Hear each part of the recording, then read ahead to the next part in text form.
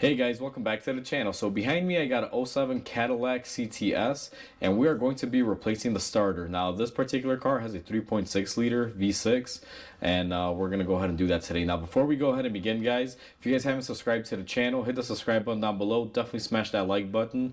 And with that said, let's go ahead and start on today's repair. So where we're going to begin on this car, guys, is go ahead and disconnect your battery.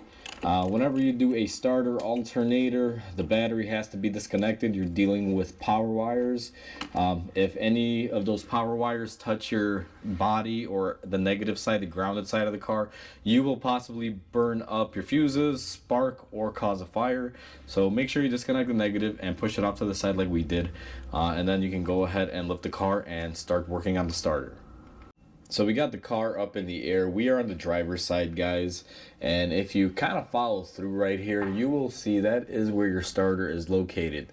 Now the backstory on this is the customer went ahead and replaced their starter somewhere else prior to this. You guys can see this thing is pretty new, but this starter is giving him issues. So he wanted me to swap it out with a different brand, and that's what we're going to be doing today.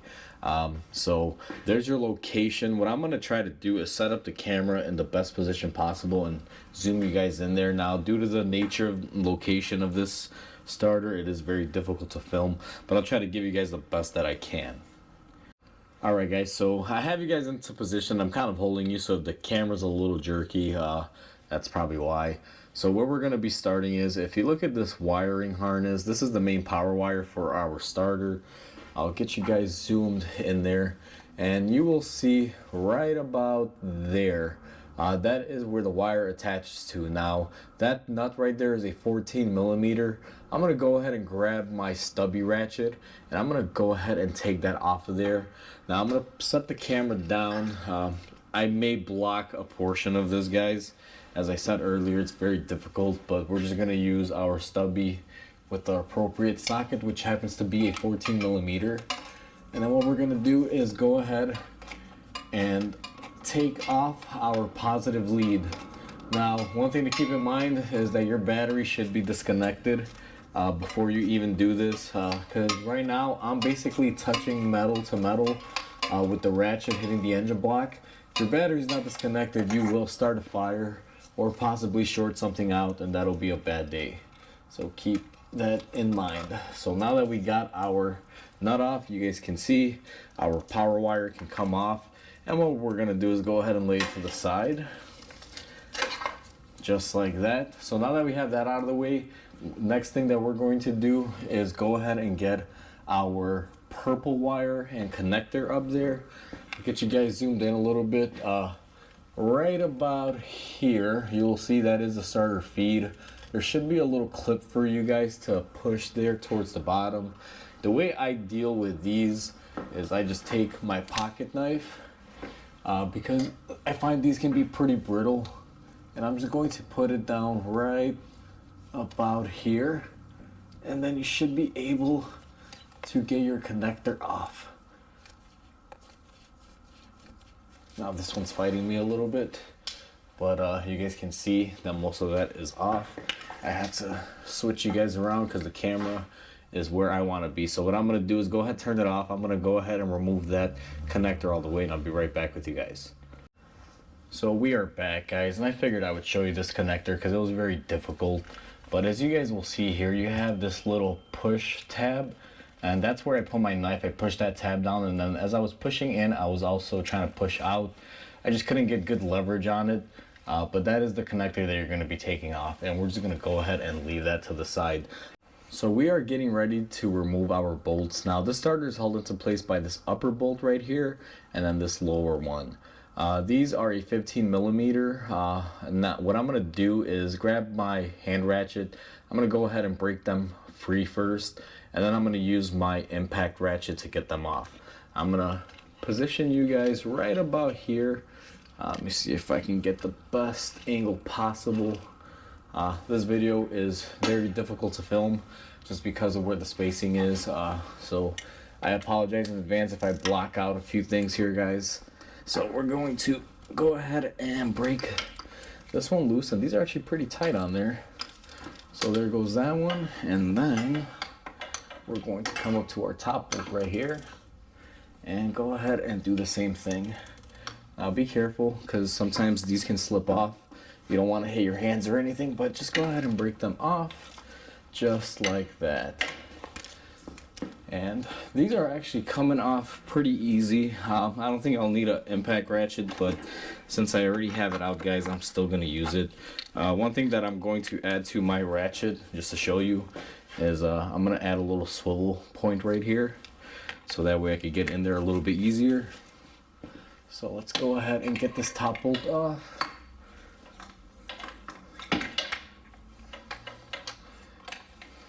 If I can even get to it, which, there we go. And now let's get our bottom bolt off, which I don't think I'm going to be able to get with my long extension, so we are going to be using our short socket here.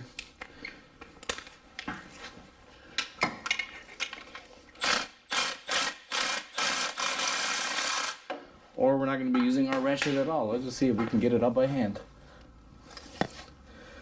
Well, that's definitely going to fight me. So I'm going to go ahead and get this bottom one off without the camera being on, guys, just because the camera's in the way. It's pretty self-explanatory. It's really easy. Once those two come off, you guys can see that the starter is nice and loose. So now I went ahead and I got my bolts nice and loose, guys. What I had to wind up doing was just put one hand on the starter and hold it up, and this was able to come off just using my fingers.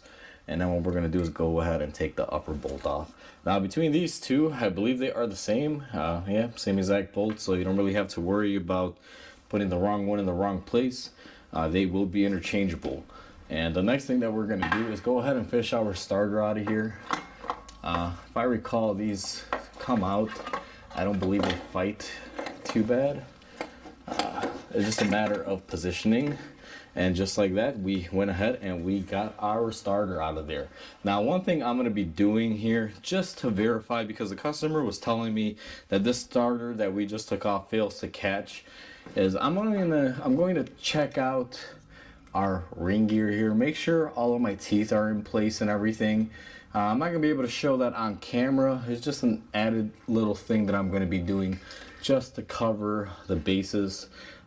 It could just be a really bad or poorly made new starter, or we might have a flywheel issue, but I'm going to check that out and verify it, and I'll be right back with you guys.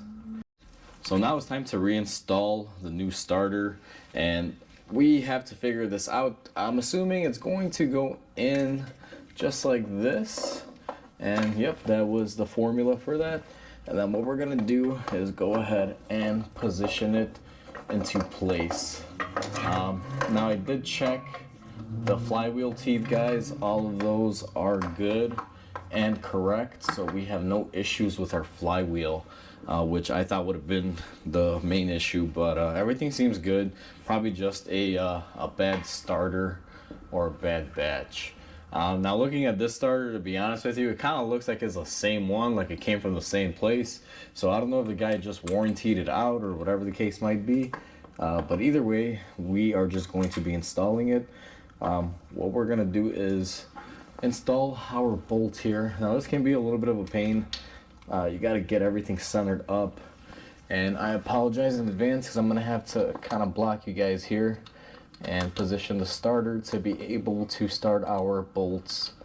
Always start them off by hand threading, guys. It's the best policy. So right now we have our top threaded on there, and we just need to thread our bottom one. Now these actually go in pretty good by hand, so what I'm going to do, and it's going to take me a little bit, I'm just going to go ahead and hand thread these all the way down until they bottom out. And once I get that done, what I'm going to do is go ahead and tighten them. You guys saw me remove them. It's pretty simple. You know, tighten and torque them on there, do whatever you're going to do, however you do it, and then I'll be back when it's time to reinstall the wiring.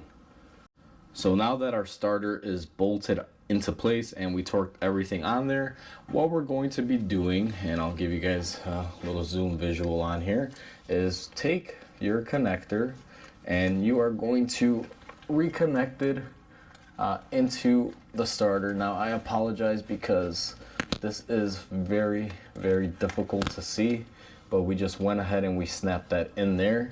Once that is in there, and I always recommend installing that one first, because if you go do your power wire and you haven't installed that, it can kind of get in the way.